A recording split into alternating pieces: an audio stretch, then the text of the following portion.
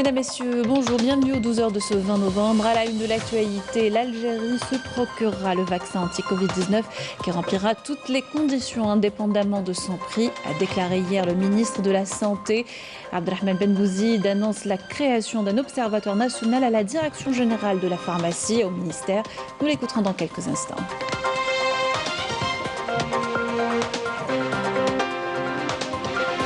La tendance haussière persiste, 1023 nouveaux cas confirmés de coronavirus, 636 guérisons et 18 décès selon le dernier bilan. Mobilisation maximale dans les structures hospitalières soumises à des tensions à cause de la hausse des cas. Reportage à El-Qatar et au CHU de Ben Aknoun.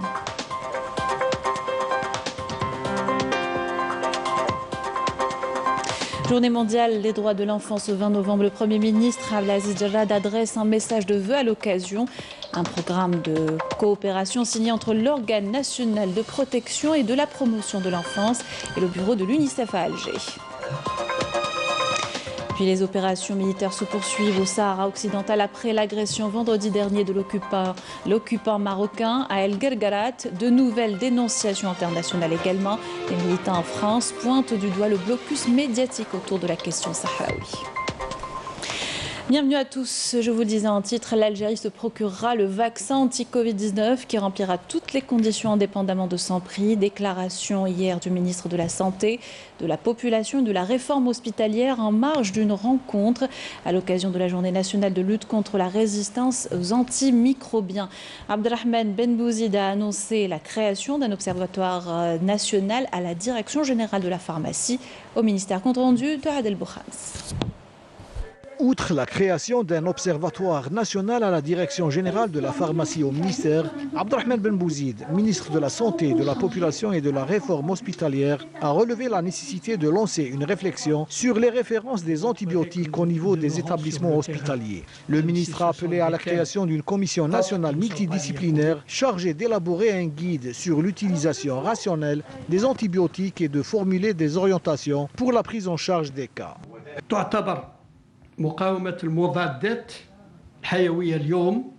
La résistance aux antibiotiques figure désormais parmi les plus graves menaces qui pèsent sur la santé mondiale, la sécurité alimentaire et le développement. La célébration de cette journée est une occasion pour mettre en avant le progrès réalisé sur le terrain et honorer ceux ayant contribué à ces efforts. Le bon usage des antibiotiques nécessite de lancer une réflexion sur les références des antibiotiques au niveau des établissements hospitaliers.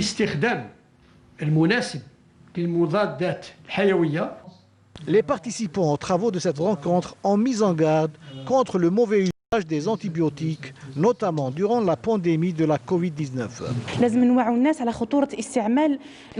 Certaines personnes encourent de très grands risques en se procurant des antibiotiques auprès des officines sans se faire consulter par des médecins. Nous avons toujours appelé au bon usage des antibiotiques et des antimicrobiens et cette année en particulier, nous voyons beaucoup de personnes qui utilisent les antibiotiques sans ordonnance au risque d'aggraver leur situation. En marge de cette rencontre, le ministre de la Santé, Abdelrahman Ben Bouzid, a assuré que l'Algérie se procurera le vaccin anti-Covid-19 qui remplira toutes les conditions, quel que soit son prix. La situation épidémiologique, la tendance haussière persiste. 1023 nouveaux cas confirmés de coronavirus, 636 guérisons et 8 décès recensés hier selon le comité scientifique de suivi de l'évolution de la pandémie. La mobilisation est maximale dans les structures hospitalières. Celles-ci sont soumises à des tensions à cause de la hausse des cas Covid-19. À l'hôpital d'Al-Qatar ou à celui de Ben Aknoun, les staffs médicaux sont mis à rude épreuve. Nos équipes les ont rencontrés et sont revenues avec ce reportage. Linda Mekki et Emel Bouarba. Covid, surtout les diabétiques, l'hypertension, القلب اللي عندهم أمراض مزمنة. Surtout هذوما. C'est pas facile. والله c'est pas facile. C'est pas facile. C'est pas facile. 15 يوم 40 بالحمى, c'est pas facile. Un rebond inquiétant des cas de contamination. C'est la sonnette d'alarme lancée par les spécialistes de la santé qui mettent en cause le relâchement des mesures de prévention et le non-respect du protocole sanitaire. L'hôpital El-Qatar et celui de Ben Aknoun ne désemplissent pas. Les services Vides sont saturés. Chaque jour, de nouveaux malades y affluent.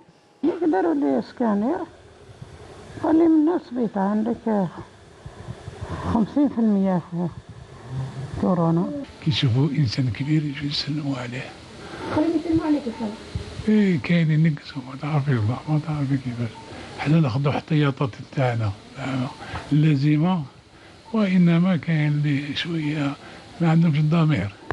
توفت يما بالكوفيد بالجمعه ومن بعد من تما هذاك الفيروس شغل لصقنا.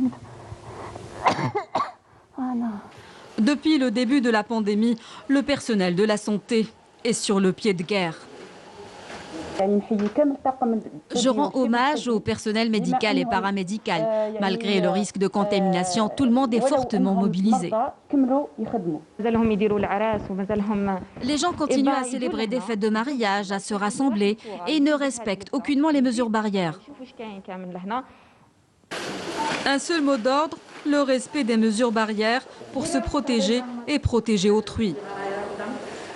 Nous ne le dirons jamais assez. Il est nécessaire de respecter les mesures barrières, port du masque obligatoire et distanciation sociale pour lutter contre la Covid-19. Dans cette optique, une large opération de désinfection est également en cours dans différentes régions du pays. Exemple, dans la commune de Cheraga, Badia Amarni. La lutte contre la Covid-19 passe impérativement par la désinfection, comme ici à Cheraga où une grande opération de nettoyage est menée. L'opération de désinfection se poursuit à travers les établissements scolaires. Notre circonscription administrative compte 93 écoles primaires. Nous avons tracé un programme de désinfection à raison de 2 fois par jour avec la participation des APC et de nombreuses associations. Cette vaste opération de désinfection est menée à travers les écoles, les mosquées, les rues, les stations de transport urbain et différentes infrastructures de services. Tous sont mobilisés pour participer à cette initiative. Les parents doivent faire plus d'efforts que ce qu'ils font actuellement. Mais les enfants ou les enfants scolarisés et tout, il n'y a aucun problème. Ne mettez pas la vie des autres en péril. Le port du masque vous protège et protège votre entourage. Par ailleurs, la circonscription administrative de Sidi Mohamed a pris l'initiative en collaboration avec la société civile pour la distribution des masques de protection au niveau du marché Ali Mellah. À Béchar, des sorties sur le terrain sont effectuées par les brigades de contrôle en conjointe collaboration avec les services de sécurité. Objectif, respecter les mesures de prévention sanitaire au niveau des commerces. À Ouargla, l'entreprise Cetram veille au respect du protocole sanitaire au niveau du tramway. À Constantine, les opérations de désinfection se poursuivent également au niveau des espaces publics et des établissements scolaires. Les services de la gendarmerie poursuivent leurs opérations de contrôle en veillant à l'application stricte du protocole sanitaire. Et afin de soutenir l'effort national de lutte contre la pandémie de Covid-19, une campagne de fabrication de masques de prévention sanitaire a été lancée dans le pays. Ce n'est pas la première fois que le secteur de la formation professionnelle se mobilise depuis l'apparition de la maladie. Cette fois, c'est au profit des écoliers. Majid Benrassi. Pour aider à faire face à cette deuxième vague de coronavirus, le ministère de la formation professionnelle met les bouchées doubles en ouvrant des ateliers pour la confection de masques de protection et leur distribution au milieu scolaire. Ces masques et ces équipements seront mis à la disposition de nos élèves dans les différents établissements scolaires en collaboration avec le ministère de l'Éducation. Le secteur de l'éducation a promis à son tour de rendre disponibles les masques de protection de qualité en milieu scolaire et appelle au respect des mesures barrières de lutte contre la Covid-19. لا بد من التقيد الصارم من طرف التلاميذ والأساتذة. Le corps enseignant, les personnels de l'éducation et les élèves sont tenus de respecter scrupuleusement le protocole sanitaire mis en place par le ministère de l'Éducation.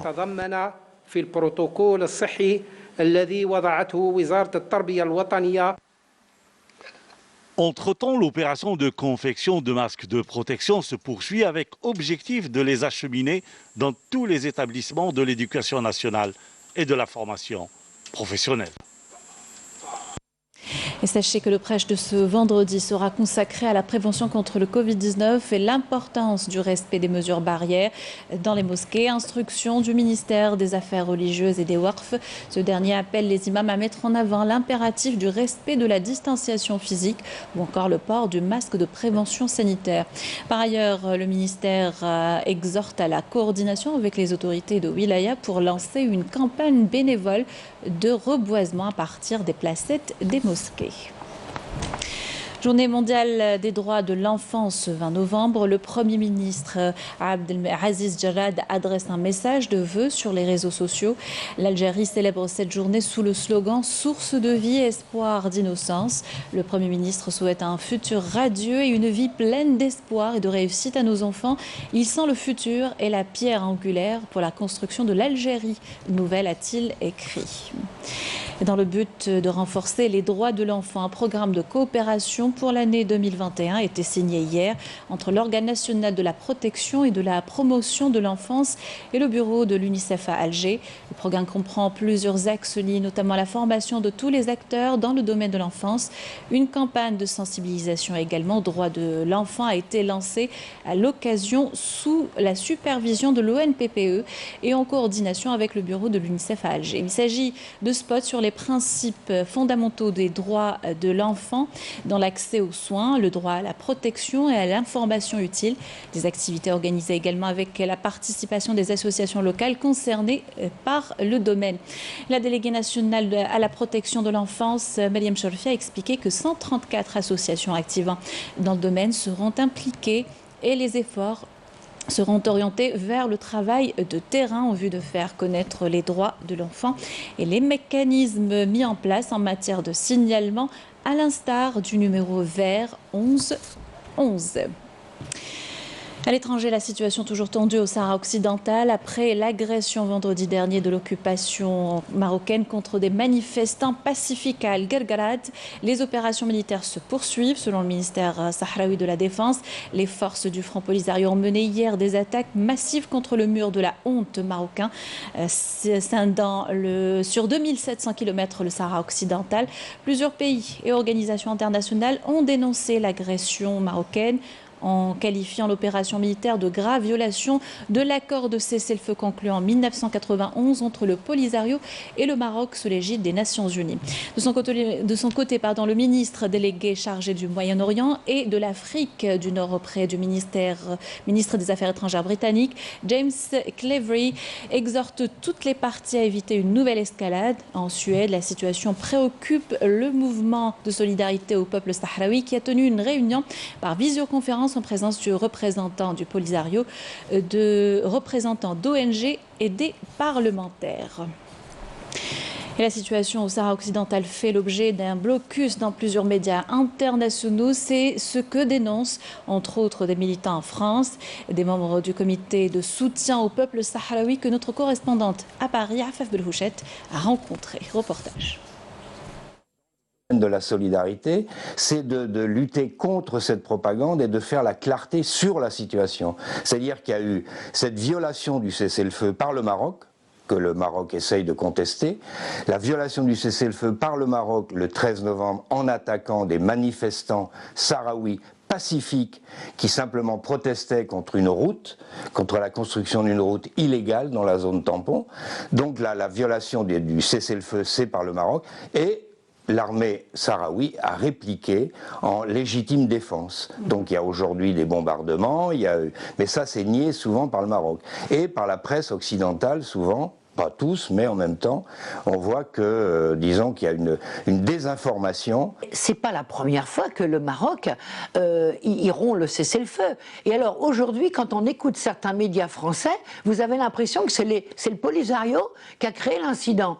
Mais l'incident, il a été créé de longue date par le Maroc, qui a enfreint quand même 4 fois le cessez-le-feu, parce que moi j'ajoute quand même, Guédémizik, c'était déjà une rupture du cessez-le-feu. Heureusement, on a les Sahraouis qui utilisent beaucoup les réseaux sociaux, Internet, les WhatsApp, et je reçois des vidéos sur les manifestations qui ont lieu à l'Aïoun. Je reçois aussi des informations sur les arrestations de jeunes par les l'équipe média, parce qu'on a aussi maintenant des journalistes qui sont très aguerris et qui sont devenus vraiment des professionnels de l'information et qui nous envoient et des images et des informations, des communiqués. Et même hier, on a eu l'information qu'une jeune fille de 12 ans a été arrêtée et torturée parce qu'elle avait à l'école fait un drapeau sahraoui au milieu des drapeaux africains. Donc on est en contact, nous, avec l'équipe média, des équipes médias, il y en a maintenant, il y en a en Palestine, il y en a au Sahara occidental. C'est des gens qui sont sur place, qui sont formés, souvent été formés par des Espagnols, par des Français, disons formés aux médias, à la prise de vue, et ils nous renseignent directement, et on est informés en direct, puis on les connaît. Donc on les connaît personnellement, on a leur CV, on a leur militantisme, parce que souvent ils ont fait de la prison, ils ont eu des contacts aussi, ils vont quelquefois dans les congrès, disons dans les campements. Donc c'est eux qui nous renseignent, et de ce point de vue-là, on a quand même confiance. C'est pas des images filoutées ou trafiquées, c'est vraiment là. Les journalistes, il faudrait qu'ils aillent, et puis c'est les politologues, j'aime beaucoup les politologues qui travaillent depuis leur bureau. Mais s'ils allaient un peu sur le terrain, ou s'ils essayaient de transgresser l'interdiction d'entrer au Sahara occidental, qui est maintenant bloquée. Le Sahara occidental, les rois du Maroc ont donné un accès à partir de 2002, on a pu aller au Sahara occidental. En 2014, terminé. Toute cette répression, plus personne ne peut la constater de l'extérieur. Il ne nous reste plus que ces journalistes qui envoient des vidéos, qui envoient des communiqués. Pourquoi on n'en tient pas compte? Pourquoi on ne retrouve pas dans les images à la télévision ces petites vidéos qui sortent là? Tout ça, parce que si vous étiez par exemple au Nicaragua, au Venezuela, pardon, si vous étiez opposant en Bolivie, vos petites vidéos, elles passeraient à Cuba, très bien, tout ça, ça passerait. Mais quand il s'agit du Sahara occidental, tout ce qui vient de la société civile, elle est blackoutée aussi. Voilà, c'était là la dernière information de notre journal. Merci de l'avoir suivi. Je vous souhaite une excellente journée sur Canal Algérie.